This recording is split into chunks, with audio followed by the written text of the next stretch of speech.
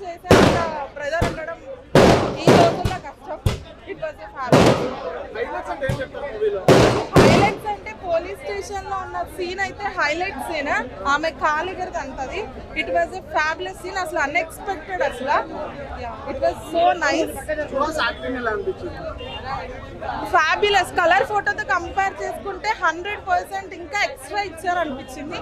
And as well as heroine character also, heroine కూడా చాలా బాగా పర్ఫామ్ చేశారు. మంచి కంటెంట్ ఇచ్చారు సినిమాకి. మనకి ఇండస్ట్రీలోనే మంచి చూపించారు. లేడీస్ గురించి ఒక్క తప్పు కూడా ఇంకొకరు మాట్లాడే విధంగా అసలు మాట్లాడే అధికారం కూడా ఎవరికి లేదు. అంత సూపర్ ఇచ్చారు.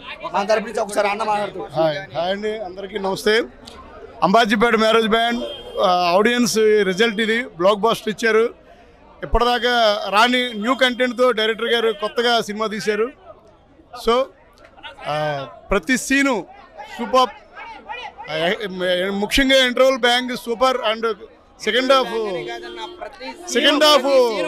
హాఫ్ ప్రతి ఒక్కరు కంట తడి పెడతారు. బయట పెట్టి థియేటర్ లోపలికి అడుగు పెట్టాలి. బోర్ అనే పదాన్ని బయట పెట్టి థియేటర్ లోపల అన్న మనం ఆల్రెడీ మనం ఫిదా సినిమాలో చూసాం.